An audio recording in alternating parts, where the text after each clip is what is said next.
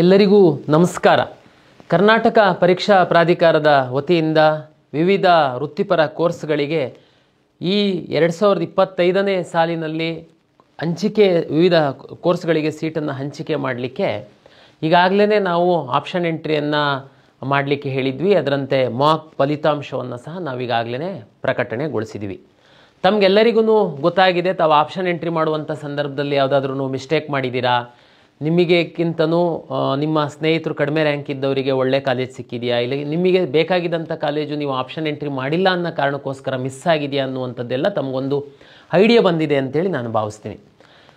Mach ಫಲಿತಾಂಶದ ನಂತರ ನೀವು ಹೊಸದಾಗಿ ಆಪ್ಷನ್ ಹಾಕಲಿಕ್ಕೆ ಇರುವಂತಹ ಆಪ್ಷನ್ನ ಡಿಲೀಟ್ ಮಾಡಲಿಕ್ಕೆ, ಇರುವಂತಹ ಆಪ್ಷನ್ಗಳನ್ನ ರೀಅರೇಂಜ್ ಮಾಡಲಿಕ್ಕೆ ನಾವು ಸಮಯಾವಕಾಶವನ್ನು ಕೊಟ್ಟಿದ್ವಿ. 29/7/2025 5 ಗಂಟೆ ತನಕ ನಿಮಗೆ ಅವಕಾಶವನ್ನು ನಾವು ಕೊಟ್ಟಿದ್ದೀವಿ. ದಯಮಾಡಿ ಈ ಒಂದು ಸಮಯವನ್ನು ತಾವು ಸದುಪಯೋಗ ಪಡಿಸ್ಕೊಳ್ಳಿ ಅಂತೇಳಿ ನಾನು ವಿನಂತಿಯನ್ನು ಮಾಡಿಕೊಳ್ತಾ, ಮಾಕ್ ರಿಸಲ್ಟೇ ಅಂತಿಮನ, ಮಾಕ್ ರಿಸಲ್ಟಲ್ಲಿ ಬಂದಿರುವಂತಹ ಕಟ್ ಆಫೇನೆ ನಿಲ್ಲುತ್ತಾ, ಅಲ್ಲಿ ಸಿಕ್ಕಿರುವಂತಹ ಸೀಟೇ ನಮಗೆ ಖಾತ್ರಿ ಆಗುತ್ತಾ, ಮತ್ತು ಈ ಬಾರಿ ಮಾಕ್ ರಿಸಲ್ಟನ್ನು ತುಂಬ ಕಡಿಮೆಗೆ ನಿಲ್ಲಿಸಿದ್ದಾರೆ, ಜಾಸ್ತಿಗೆ ನಿಲ್ಲಿಸಿದ್ದಾರೆ ಅನ್ನುವಂಥದ್ದೆಲ್ಲ ತಮ್ಮಲ್ಲಿ ಒಂದಷ್ಟು ಚರ್ಚೆಗಳಾಗ್ತಾ ಇರುತ್ತೆ. ನಾನು ಎಲ್ಲ ವಿದ್ಯಾರ್ಥಿಗಳು ಹಾಗೂ ಪೋಷಕರಲ್ಲಿ ಏನು ವಿನಂತಿ ಮಾಡುವಂಥದ್ದು ಅಂತಂದರೆ, ಮಾಕ್ ರಿಸಲ್ಟಲ್ಲಿ ನಾವ್ಯಾವುದೂ ಕಟ್ ಆಫನ್ನು ನಿಲ್ಲಿಸುವಂಥದ್ದಿರಲ್ಲ. ಸೀಟು ಮತ್ತು ಎಷ್ಟು ವಿದ್ಯಾರ್ಥಿಗಳು ಆಪ್ಷನ್ ಎಂಟ್ರಿ ಮಾಡಿರ್ತೀರ ಅದರ ಆಧಾರದ ಮೇಲೆ ತನ್ನಿಂದ ತಾನೇ ನಿಲ್ಲುವಂಥದ್ದು. ಉದಾಹರಣೆಗೆ 10 ಸೀಟ್ಗಳಿದ್ದು 20 ವಿದ್ಯಾರ್ಥಿಗಳು ಆಪ್ಷನ್ ಎಂಟ್ರಿ ಮಾಡಿದರೆ ಟಾಪ್ 10 ವಿದ್ಯಾರ್ಥಿಗಳದ್ದು ಏನು ರ್ಯಾಂಕ್ ಇರುತ್ತೆ ಅಲ್ಲಿಗೆ ನಿಲ್ಲುವಂಥದ್ದು ಒಂದು ಮಾಕ್ ಕಟ್ ಆಫ್. ಈ ಕಟ್ ಆಫೇನೆ ಅಂತಿಮನಾ? ಇಲ್ಲ, ಖಂಡಿತ ಇಲ್ಲ. ಯಾಕೆ ಅಂತಂದರೆ ತಮಗೆಲ್ಲ ಗೊತ್ತಿದೆ, ಮಾಕ್ ಆದ ನಂತರ ಸಹ ತಾವು ಆಪ್ಷನನ್ನು ಡಿಲೀಟ್ ಮಾಡುವಂಥದ್ದು, ರೀಅರೇಂಜ್ ಮಾಡುವಂಥದ್ದಕ್ಕೆಲ್ಲ ನಾವು ಅವಕಾಶವನ್ನು ಕೊಟ್ಟಿದ್ದೀವಿ.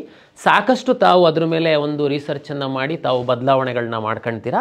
ಹಾಗಾಗಿ ಇದು ಅಂತಿಮ ಅಲ್ಲ, ವ್ಯತ್ಯಾಸ ಆಗುತ್ತೆ. ಆದರೆ ನಿಮಗೆ ಒಂದು ಫೇರ್ ಐಡಿಯಾ ಬರುತ್ತೆ, ನಮ್ಮ ಸ್ಥಾನ ಎಲ್ಲಿದೆ, ನಮಗೆ ಎಲ್ಲಿ ಸಿಕ್ಬೋದು ಅನ್ನುವಂಥದ್ದು ತಮಗೆ ಗೊತ್ತಾಗುತ್ತೆ. ಯಾಕೆ ಅಂತಂದರೆ ನಾವು ರಿಸರ್ವೇಷನ್ನು ಇದೆಲ್ಲದನ್ನು ಆಧರಿಸಿನೇ ನಾವು ಅಲಾಟ್ ಮಾಡಿರುವಂಥದ್ರಿಂದ ತಮಗೆ ಒಂದು ಓವರಾಲ್ ಐಡಿಯಾ ಬರುತ್ತೆ ನಮಗೆ ಎಲ್ಲಿ ನಿಲ್ಬೋದು ಅಂತೇಳಿ. MCC ಅವರು ಡೇಟನ್ನು ಎಕ್ಸ್ಟೆಂಡ್ ಮಾಡಿದ್ದಾರೆ, KE ಅವರು ಡೇಟನ್ನು ಎಕ್ಸ್ಟೆಂಡ್ ಮಾಡ್ತಾರಾ? ಯಾಕೆ ಅಂತಂದರೆ MCC ಅವ್ರ ಟೈಮ್ ಟೇಬಲ್ನ ಫಾಲೋ ಮಾಡಬೇಕು. ಇದು ಎಲ್ಲ ಒಂದಷ್ಟು ಪೋಷಕರಲ್ಲಿ ಗೊಂದಲ ಇರುತ್ತೆ. 29/7/2025 5 ಗಂಟೆ ತನಕ ನಾವು ಮಾಕ್ ರಿಸಲ್ಟ್ ಆ ನಂತರ ನಿಮಗೆ ಆಪ್ಷನ್ ಎಂಟ್ರಿ ಮಾಡಲಿಕ್ಕೆ ಅವಕಾಶ ಕೊಟ್ಟಿದ್ದೀವಿ. ನಮ್ಮದು ಇದು ಲಾಸ್ಟು 29/7/2025 5 ಗಂಟೆ ನಂತರ ನಾವು ಟೈಮನ್ನು ಎಕ್ಸ್ಟೆಂಡ್ ಮಾಡಲ್ಲ. MCC ಅವರು 2 ದಿನ ಎಕ್ಸ್ಟೆಂಡ್ ಮಾಡಿದ್ದಾರೆ, ನಮಗೆ ಅದರದ್ದು ಏನು ಪರಿಣಾಮ ಬೀಳಲ್ಲ. ಏಕೆಂದರೆ ನಮಗೆ 30ರಿಂದ 6ನೇ ತಾರೀಕಿನ ತನಕ ಸ್ಟೇಟ್ ಕೌನ್ಸಿಲಿಂಗ್ ಮಾಡುವಂಥದ್ದು ಕೇಳಿದ್ದಾರೆ. ಅವರು 2 ದಿನ ರಿಸಲ್ಟು ಲೇಟಾಗಿ ಮಾಡ್ತಾರೆ, ನಾವು 2 ದಿನ ರಿಸಲ್ಟು ಬೇಗ ಮಾಡ್ತಾರೆ. ಫಸ್ಟ್ ರೌಂಡು ಸೆಕೆಂಡ್ ರೌಂಡಲ್ಲಿ ಏನೂ ವ್ಯತ್ಯಾಸ ಆಗಲ್ಲ, ದಯಮಾಡಿ ಅರ್ಥ ಮಾಡ್ಕೊಳ್ಳಿ. ಕೆಲವರು ಹೇಳ್ತಾರೆ ಇಲ್ಲ MCC ಅವರು ಫಸ್ಟು ಅಲಾಟ್ ಮಾಡಿಬಿಟ್ರೆ ವಿದ್ಯಾರ್ಥಿಗಳೆಲ್ಲ ಅಲ್ಲಿ ಹೋಗಿಬಿಡ್ತಾರೆ. ಹಂಗಿರಲ್ಲ. ಯಾಕೆಂತಂದರೆ MCC ಅವರು ರಿಸಲ್ಟನ್ನು ಫಸ್ಟು ಅನೌನ್ಸ್ ಮಾಡಿದರೂ ಸಹ 1-2 ದಿನದಲ್ಲಿ ನಾವು ಸಹ ರಿಸಲ್ಟನ್ನು ಅನೌನ್ಸ್ ಮಾಡ್ತೀವಿ. ಹಾಗಾಗಿ ಅಲ್ಲಿ ರಿಸಲ್ಟ್ ಅನೌನ್ಸ್ ಆಗ್ತಿದ್ದಂಗೆ ನಮ್ಮಿಂದ ಯಾರೂ ವಿದ್ಯಾರ್ಥಿಗಳು ಎಕ್ಸಿಟ್ ಆಗಲ್ಲ. ನಮ್ಮಲ್ಲಿ ಏನು ಅಲಾಟ್ ಮಾಡ್ತಾರೆ ಅಂತ ನೋಡಿ ಪೇರೆಂಟ್ಸು ಡಿಸೈಡ್ ಮಾಡುವಂಥದ್ದಕ್ಕೆ ಅವಕಾಶ ಇರುತ್ತೆ. ಇದು 2ನೇ ರೌಂಡಿನ ನಂತರ ವೀಡೌಟ್ ಮಾಡುವಂಥದ್ದು, ಅಂದರೆ ಯಾರು MCCನಲ್ಲಿ ಸೀಟ್ ತಗೊಂಡು ಅಡ್ಮಿಷನ್ ಆಗ್ತಾರೆ ನಮ್ಮಲ್ಲಿ ಅವ್ರನ್ನ ಕೌನ್ಸಿಲಿಂಗಿಂದ ಬ್ಯಾನ್ ಮಾಡುವಂಥ ಪ್ರಕ್ರಿಯೆಯೆಲ್ಲ 2ನೇ ಸುತ್ತಿನ ನಂತರ ನಡೆಯುತ್ತೆ. ಹಾಗಾಗಿ ಮೊದಲ ಸುತ್ತಿನಲ್ಲಿ MCCನಲ್ಲೂ ಭಾಗವಹಿಸಿ ಮಕ್ಕಳು ಅಲಾಟ್ ಆಗುತ್ತೆ ಸೀಟು, ನಮ್ಮಲ್ಲೂ ಭಾಗವಹಿಸಿರ್ತೀರ ಅಲಾಟ್ ಆಗುತ್ತೆ. ತಾವು ಡಿಸೈಡ್ ಮಾಡ್ತೀರಾ ಎಲ್ಲಿ ಹೋಗಬೇಕು, ಯಾವ್ದು ಸೂಕ್ತ ಅಂತೇಳಿ. ಅದನ್ನು ಉದಾಹರಣೆಗೆ ನೀವು MCCಗೆ ಹೋಯಿತು ಅಂತಂದರೆ ನಮ್ಮಲ್ಲಿ ಬಿಡುವಂಥ ಸೀಟನ್ನು ನಾವು ಸೆಕೆಂಡ್ ರೌಂಡಿಗೆ ನಾವು ಹಾಕ್ಕೊಳ್ತೀವಿ. ಒಂದು ವೇಳೆ ನಮ್ಮಲ್ಲಿ ಹೋದ್ರಿ ಅಂತಂದರೆ ಅದು MCC ಅವರು ಆ ಸೀಟನ್ನು ನೆಕ್ಸ್ಟ್ ರೌಂಡಿಗೆ ಅವರು ಹಾಕಿಕೊಳ್ತಾರೆ. ಹಾಗಾಗಿ ಮೊದಲ ರೌಂಡಲ್ಲಿ MCC ಅವರು 1-2 ದಿನ ಮೊದಲು, ನಾವು 1-2 ದಿನ ಮೊದಲು ರಿಸಲ್ಟು ಅನೌನ್ಸ್ ಮಾಡಿದರೆ ಏನೂ ಪ್ರಾಬ್ಲಮ್ ಆಗಲ್ಲ, ಅರ್ಥ ಮಾಡ್ಕೊಳ್ಳಿ. ಆಮೇಲೆ MCC ಅವರು ಮೆಡಿಕಲ್ ಮಾತ್ರ ಮಾಡ್ತಾರೆ, ಅವರು ಅಡ್ಮಿಷನ್ನಿಗೆ ಸ್ವಲ್ಪ ಸಮಯವನ್ನು ಕೊಡ್ತಾರೆ.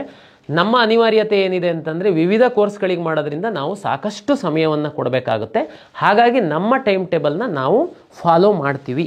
ಹಾಗಾಗಿ 29/7/2025 ಸಂಜೆ 5 ಗಂಟೆ ಒಳಗಡೆ ತಾವು ದಯಮಾಡಿ ಆಪ್ಷನ್ ಎಂಟ್ರಿ ಮಾಡಿಲ್ಲ ಅಂತಂದರೆ ಮಾಡಿ, ರಿಅರೇಂಜ್ ಮಾಡಿಲ್ಲ ಅಂತಂದರೆ ಮಾಡಿ. ನಿಮಗೆ ಇದು ಅಂತಿಮ ಅವಕಾಶ ಆಗಿದೆ. ನನಗೆ ಯಾರೋ ಕೇಳ್ತಾ ಇದ್ರು, ಮೆಡಿಕಲ್ ನಮಗೆ ಈಗ 12 ಲಕ್ಷದ್ದು ಸೀಟಿಗೆ ನಮ್ಮ ಪ್ರಿಯಾರಿಟಿ ಇದೆ, ಒಂದು ವೇಳೆ ಸಿಕ್ಕಿಲ್ಲ ಅಂತಂದರೆ ನಾವು ಮ್ಯಾನೇಜ್ಮೆಂಟು ಕೆಲವೊಂದಕ್ಕೆ ಹೋಗಬೇಕು ಅಂತ ಇದ್ದೀವಿ, ಅದನ್ನು ನಂತರ ಹಾಕಿಕೊಳ್ಬೋದಾ, ನಾವು ಅದನ್ನು ಸಪ್ರೇಟ್ ಮಾಡಬೇಕಾ? ದಯಮಾಡಿ ನೀವು ಪ್ರಿಯಾರಿಟಿ ಸೆಟ್ ಮಾಡಿ. ಉದಾಹರಣೆಗೆ ಮೆಡಿಕಲ್ ವಿದ್ಯಾರ್ಥಿಗಳಿಗೆ ಸಂಬಂಧಪಟ್ಟಂತೆ ತಾವು ಸರ್ಕಾರಿ ಸೀಟ್ ಸಿಗೋ ಬಾರ್ಡ್ರಲ್ಲಿದ್ದೀರಾ, ಇಲ್ಲ ಹೈಯರ್ ಫೀಸು 12 ಲಕ್ಷದ್ದು ಫೀಸ್ ಇದೆ, ನಂತರ ಪ್ರೈವೇಟ್ ಯೂನಿವರ್ಸಿಟಿದು ಸೀಟ್ದು ಸ್ವಲ್ಪ ಜಾಸ್ತಿ ಫೀಸ್ ಇರುವಂಥದ್ದಿದೆ, ನಂತರ ಮ್ಯಾನೇಜ್ಮೆಂಟ್ ಸೀಟು. ನೀವು ಈ ರೀತಿ ಪ್ರಿಯಾರಿಟಿ ಸೆಟ್ ಮಾಡ್ಕೊಳ್ತಾ ಬರಬೇಕು. ಹೈಯರ್ ಫೀಸ್ದು ಒಂದು ವೇಳೆ 12 ಲಕ್ಷದ ಸೀಟ್ ಸಿಗಲ್ಲಪ್ಪ ನಮಗೆ, ನಾವು ಸ್ವಲ್ಪ ಜಾಸ್ತಿ ಆದ್ರೂ ನಾವು ಹೋಗ್ತೀವಿ, ಸಿಕ್ಕಿಲ್ಲ ಅಂದರೆ ಹೋಗ್ತೀವಿ ಅಂತಂದರೆ ತಾವು ದಯಮಾಡಿ ಈಗಲೇ ಅದ್ರ ಕೆಳಗಡೆ ಹಾಕಿ ಆಪ್ಷನನ್ನು. ಉದಾಹರಣೆಗೆ ಪ್ರೈವೇಟ್ ಯೂನಿವರ್ಸಿಟಿದು ಸೀಟು 12 ಲಕ್ಷಕ್ಕಿಂತ ಸ್ವಲ್ಪ ಜಾಸ್ತಿ ಇದೆ, ಮ್ಯಾನೇಜ್ಮೆಂಟ್ಗಿಂತ ಸ್ವಲ್ಪ ಕಡಿಮೆ ಇದೆ, ಅದನ್ನು ತಾವು ಹಾಕ್ಬೋದಾಗಿರುತ್ತೆ. ಇಲ್ಲ ಅದೂ ಸಿಕ್ಕಿಲ್ಲ ಅಂದರೆ ನಾವು ಮ್ಯಾನೇಜ್ಮೆಂಟಿಗೆ ಹೋಗಬೇಕು ಅಂತಿದ್ದೀವಿ, ನಂತರ ಡಿಸೈಡ್ ಮಾಡ್ತೀವಿ. ನಂತರ ಅಂತಂದರೆ ನೀವು 2ನೇ ರೌಂಡ್ ತನಕ ಡಿಸೈಡ್ ಮಾಡಲಿಕ್ಕಾಗಲ್ಲ. ಅದಕ್ಕೆ ನಾನು ಹೇಳುವಂಥದ್ದು, ನೀವು ಮ್ಯಾನೇಜ್ಮೆಂಟ್ ಸೀಟನ್ನು ಅನಿವಾರ್ಯ ಅಂದರೆ ನಾವು ಕಳಿಸ್ಬೇಕು ಅಂತಿದ್ರೆ ದಯಮಾಡಿ 12 ಲಕ್ಷ ಹೈಯರ್ ಫೀಸು ನಂತರ ಪ್ರೈವೇಟ್ ಯೂನಿವರ್ಸಿಟಿದು ಸೀಟ್ ನಂತರ ಅನಿವಾರ್ಯ ಬಂದರೆ ನಾವು ಕಳಿಸ್ತೀವಿ ಅಂದರೆ ಮ್ಯಾನೇಜ್ಮೆಂಟು ಸೀಟ್ಗಳಿಗೆ ಸಹ ಈಗಲೇ ಆಪ್ಷನ್ ಎಂಟ್ರಿ ಮಾಡಿ ಪ್ರಿಯಾರಿಟಿ ಸೆಟ್ ಮಾಡಿ. First, second, third. ಅದು ಸಿಕ್ಕಿಲ್ಲ ಅಂದರೆ ಇದು ಸಿಕ್ಕಿಲ್ಲ ಅಂತಂದರೆ ಇದು, ನಾವು ಅಲಾಟ್ ಮಾಡುವಂಥ ಸಂದರ್ಭದಲ್ಲಿ ಸಹ ಅದೇ ರೀತಿ ಅನುಸರಿಸ್ತೀವಿ. ಇನ್ನೊಂದಷ್ಟು ಪೇರೆಂಟ್ಸ್ದು ನಾವು ಥರ್ಡ್ ರೌಂಡಲ್ಲಿ ಫ್ರೆಶ್ ಆಪ್ಷನ್, ನೀವು ಫಸ್ಟ್ ರೌಂಡಲ್ಲಿ ನೀವು ಏನು ಇವತ್ತು 29 ಹೊತ್ತಿಗೆ ಆಪ್ಷನ್ ಎಂಟ್ರಿ ಮಾಡ್ತೀರಾ, ನೀವು ಮಧ್ಯದಲ್ಲಿ ಆಪ್ಷನ್ ಎಂಟ್ರಿ ಮಾಡೋದಕ್ಕೆ ಬಿಡಲ್ಲ ಅಂತ ಹೇಳ್ತಾ ಇದ್ದೀರಾ. ಒಂದು ಸರಿ ರಿಯಲ್ ಅಲಾಟ್ಮೆಂಟ್ ಆದ ನಂತರ ನೀವು ಡಿಲೀಟ್ ಮಾಡ್ಬೋದು, ರಿಅರೇಂಜ್ ಮಾಡ್ಬೋದು, ಬಟ್ ಹೊರಗಿಂದ ಆಪ್ಷನ್ ತಂದು ಹಾಕುವಂಥದ್ದಕ್ಕೆ ಅವಕಾಶ ಇಲ್ಲ ಅಂತ ಹೇಳ್ತಾ ಇದ್ದೀರಾ. ಓಕೆ, ಸೆಕೆಂಡ್ ರೌಂಡ್ ಆದ ನಂತರ ಥರ್ಡ್ ರೌಂಡಿಗೆ ನೀವು, ಥರ್ಡ್ ರೌಂಡು ಮೆಡಿಕಲಲ್ಲಿ ಮಾಪಪ್ ರೌಂಡ್ ಅಂತೇಳಿ ಹೇಳ್ತೀವಿ, ಆ ರೌಂಡಿಗೆ ಬಿಡ್ತೀರಾ? ಎಸ್, ನಾವು ಥರ್ಡ್ ರೌಂಡಿಗೆ ಬಿಡ್ತೀವಿ. ಹಾಗಾಗಿ ಅದು ತಮಗೆ ಕ್ಲಾರಿಟಿ ಕೊಡ್ತೀನಿ. ಈಗ ನಾವು ಏನು ಹಾಕ್ತಾ ಇದ್ದೀವಿ, ಫಸ್ಟ್ ಆ್ಯಂಡ್ ಸೆಕೆಂಡ್ ರೌಂಡಿಗೆ ಹೊರಗಿಂದ ಆಪ್ಷನ್ಸನ್ನು ತಗೊಂಡು ಬಂದು ಹಾಕುವಂಥದ್ದಕ್ಕೆ ಅವಕಾಶ ಕೊಡಲ್ಲ. ಯಾರಿಗೆ ಒಂದು ವೇಳೆ ಸಿಕ್ಕಿಲ್ಲ ಸೀಟು, ಮೆಡಿಕಲ್ ಸೀಟ್ ಸಿಕ್ಕಿಲ್ಲ, ಅವರು ಅನಿವಾರ್ಯವಾಗಿ ಸೆಕೆಂಡ್ ರೌಂಡಲ್ಲಿ ಅಕಸ್ಮಾತ್ ಎಲ್ಲಾದ್ರೂ ಅಡ್ಮಿಟ್ ಆಗಿರ್ಬೋದು, ತಾವು ಡೆಂಟಲ್ಲು, ಆಯುಷ್ ಎಲ್ಲಾದ್ರೂ ಆಗಿರ್ಬೋದು, ಇಲ್ಲ ಇಂಜಿನಿಯರಿಂಗ್ ಆಗಿರ್ಬೋದು, ನರ್ಸಿಂಗ್ ಆಗಿರ್ಬೋದು.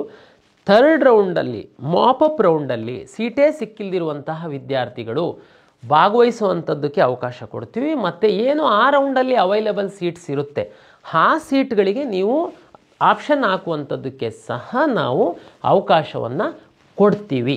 ಆದರೆ 2ನೇ ರೌಂಡ್ ತನಕ ಕೊಡಲ್ಲ. ಮೆಡಿಕಲ್ ವಿದ್ಯಾರ್ಥಿಗಳಿಗೆ ತಮಗೆ ವಿಶೇಷವಾಗಿ ತಾವು ಜಾಗೃತಿಯಿಂದ ಇದು ಹಾಕಬೇಕಾಗುತ್ತೆ. ಯಾಕೆಂತಂದರೆ ಫಸ್ಟ್ ರೌಂಡಲ್ಲಿ ನೀವು ಆಪ್ಷನ್ ಎಂಟ್ರಿ ಮಾಡಿ ಏನು ಸೀಟ್ ಅಲಾಟ್ ಆಗುತ್ತೆ, ನೀವು ಅದನ್ನು ಸೆಕೆಂಡ್ ರೌಂಡಿಗೆ ಹೋಗ್ಬೋದು. ಬಟ್ ತುಂಬ ಜವಾಬ್ದಾರಿಯಿಂದ ನೀವು ಹಾಕಿ, ಮ್ಯಾನೇಜ್ಮೆಂಟ್ ಸೀಟು ನಿಮಗೆ ಫೈನಾನ್ಷಿಯಲಿ ಶಕ್ತಿ ಇತ್ತು, ನೀವು ಡಿಸೈಡ್ ಮಾಡಿದ್ದೀರಾ ಅಂತಂದರೆ ಹಾಕುವಂಥದ್ದು. ಸುಮ್ಮನೆ ಹಾಕಿಡೋಣ ನಂತರ ನೋಡೋಣ ಅದು ಎಲ್ಲ ಮಾಡೋಕ್ಕೆ ಹೋಗಬೇಡಿ. ಸ್ವಲ್ಪ ಕಾಳಜಿಯಿಂದ ನೀವು ಅದನ್ನು ಮಾಡಿ. ಎನಿವೆ ನಿಮಗೆ ಚಾಯ್ಸ್ 1, 2, 3, 4 ಅಂತೇಳಿ ನಾವು ಕೊಡ್ತೀವಿ. ಅಂದರೆ ನೀವು ಎಕ್ಸಿಟ್ ಆಗುವಂತಹ ಅವಕಾಶಗಳನ್ನ ಸಹ ನಾವು ಕೊಡ್ತೀವಿ. ಅದನ್ನು ನಂತರದ ದಿನಗಳಲ್ಲಿ ನಾವು ವಿವರಣೆಯನ್ನು ಕೊಡ್ತೀವಿ. ಸದ್ಯಕ್ಕೆ ನಿಮಗೆ ಇಷ್ಟು ವಿಷಯ ಅಂತಿಮ ನೀವು ಆಪ್ಷನ್ ಎಂಟ್ರಿ ಮಾಡೋದ್ರಿಂದ ಕೆಲವು ಮಾಹಿತಿ ನನಗೆ ಫ್ರೀಕ್ವೆಂಟ್ಲಿ ಕೇಳ್ತಿದ್ದರಿಂದ ಆ ಪೋಷಕರಿಗೆ ತಿಳಿಸ್ಬೇಕು ಅಂದಿದ್ದಕ್ಕೆ ತಮ್ಮ ಮುಂದೆ ಬಂದು ಈ ವಿಷಯವನ್ನು ತಿಳಿಸ್ತಾ ಇದ್ದೀನಿ. ಕೆಲವರು ಈ ಆಯುರ್ವೇದಕ್ಕೆ ಸಂಬಂಧಪಟ್ಟಂಥ ಸೀಟ್ ಮ್ಯಾಟ್ರಿಕ್ಸೇ ಬಂದಿಲ್ಲ, ಆಪ್ಷನ್ ಎಂಟ್ರಿನೇ ಬಿಟ್ಟಿಲ್ಲ ಇನ್ನೂ, ನೀವು ಹೇಗೆ ಮಾಡ್ತೀರಾ ಕಂಬೈನ್ಡ್ ಕೌನ್ಸಿಲಿಂಗು? ನೋಡಿ, ನಮ್ಮ ಶಕ್ತಿ ಮೀರಿ ನಾವು ಪ್ರಯತ್ನ ಮಾಡಿದ್ದೀವಿ ಸಂಬಂಧಪಟ್ಟ ಇಲಾಖೆಗೆ. ಅವರಿಗೆ ಇನ್ನೂ ಕೆಲವೊಂದು ಅನುಮತಿನೇ ಸಿಕ್ಕಿಲ್ದಿರೋದ್ರಿಂದ ನಮಗೆ ಆಪ್ಷನ್ ಎಂಟ್ರಿ ಮಾಡಲಿಕ್ಕೆ ಸೀಟ್ ಮ್ಯಾಟ್ರಿಕ್ಸ್ ಕೊಟ್ಟಿಲ್ಲ. ಅವರ ಒಂದು ಇಲಾಖೆಗೋಸ್ಕರ ನಾನು ಇತರೆ 8-9 ಇಲಾಖೆಗಳನ್ನು ನಾನು ಹೋಲ್ಡ್ ಮಾಡಿ ಇಡಲಿಕ್ಕಾಗಲ್ಲ ಅಂಥೇಳಿ ನಾನು ಆಯುರ್ವೇದ ಸೀಟ್ ಮ್ಯಾಟ್ರಿಕ್ಸ್ನ ಕೊಟ್ಟಿಲ್ದಿರೋದ್ರಿಂದ ಅದನ್ನು ಆಪ್ಷನ್ ಎಂಟ್ರಿ ಬಿಟ್ಟು ಉಳಿದಂಥದ್ದನ್ನು ನಾನು ಸೀಟ್ ಅಲಾಟ್ಮೆಂಟ್ ಮಾಡುವಂಥದ್ದು. ಸೆಕೆಂಡ್ ರೌಂಡಲ್ಲಿ ನಾವು ಅದನ್ನು ಆಪ್ಷನ್ ಎಂಟ್ರಿ ಮಾಡುವಂಥದ್ದಕ್ಕೆ ಅವಕಾಶ ಮಾಡಿಕೊಡ್ತೀವಿ. ನಮಗಿದು ಅನಿವಾರ್ಯ ಆಗಿದೆ ಎನ್ನುವಂಥದ್ದನ್ನು ಯಾರು ಆಯುರ್ವೇದಕ್ಕೆ ಆಸ್ಪಿರೆಂಟ್ಸ್ ಇದ್ದೀರಾ ತಮಗೆ ಹೇಳ್ತಾ, ತಾವು ತುಂಬ ಜವಾಬ್ದಾರಿಯಿಂದ ಆಪ್ಷನ್ ಎಂಟ್ರಿ ಮಾಡಿ ತಮಗೆ ಒಳ್ಳೆ ರೀತಿ ಮಾಡಿದರೆ ನಿಮಗೆ ನಿಮ್ಮ ರ್ಯಾಂಕಿಗೆ ತಕ್ಕಂತಹ ಒಂದು ಸೀಟು ಸಿಗುವಂಥದ್ದಕ್ಕೆ ಅವಕಾಶ ಆಗುತ್ತೆ. ಆಮೇಲೆ ಕೆಲವು ಎಲ್ಲ ನಿಮಗೆ ಗೊತ್ತಿರ್ಬೋದು, ಕೆಲವು ಸೀಟ್ ಅಲಾಟ್ ಆಗಿಲ್ಲ. ಉದಾಹರಣೆಗೆ ನಮ್ಮ PH ಕ್ಯಾಟಗರಿಗೆ ಸಂಬಂಧಪಟ್ಟಂತೆ ಇದ್ದಿರ್ಬೋದು. NRI ಮ್ಯಾನೇಜ್ಮೆಂಟು NRI ಫೀಸ್ ಒಂದೇ ಇದ್ರೂ NRI 15% ಇರೋದ್ರಿಂದ ಸಾಕಷ್ಟು ಸೀಟ್ ಅಲಾಟ್ ಆಗಿರಲ್ಲ. ಅದೆಲ್ಲದೂ ಫಸ್ಟ್ ರೌಂಡಲ್ಲಿ ಕನ್ವರ್ಟ್ ಆಗಲ್ಲ. ಸೆಕೆಂಡ್ ರೌಂಡಲ್ಲಿ ಫಸ್ಟು ನಾವು ಅದನ್ನು ಆ ಕ್ಯಾಟಗರಿ ಯಾವುದಿದೆ ಅವರಿಗೆ ನೋಡ್ತೀವಿ. ಅದು ಇಲ್ಲ ಅಂತಂದರೆ ನಂತರ ಕನ್ವರ್ಟ್ ಮಾಡಿ ಅದನ್ನು ಸೆಕೆಂಡ್ ರೌಂಡಲ್ಲೇ ಅಲಾಟ್ ಮಾಡುವಂತಹ ಪ್ರಕ್ರಿಯೆ ನಡೆಯುತ್ತೆ. ಇದು ತಮ್ಮ ಮಾಹಿತಿಗಾಗಿ ಹೇಳ್ತಾ ಎಲ್ಲರಿಗೂ ಒಳ್ಳೆಯದಾಗಲಿ, ಒಳ್ಳೆ ರೀತಿಯ ಆಪ್ಷನ್ ಎಂಟ್ರಿ ಮಾಡಿ ಒಳ್ಳೆ ಸೀಟನ್ನು ಪಡೆಯಿರಿ ಅಂತೇಳಿ ಶುಭವನ್ನು ಕೋರ್ತಾ ಎಲ್ಲ ವಿದ್ಯಾರ್ಥಿಗಳಿಗೆ ಹಾಗೂ ಪೋಷಕರಿಗೆ ಪ್ರಾಧಿಕಾರದ ವತಿಯಿಂದ ಮತ್ತೊಮ್ಮೆ ನಮಸ್ಕಾರಗಳು.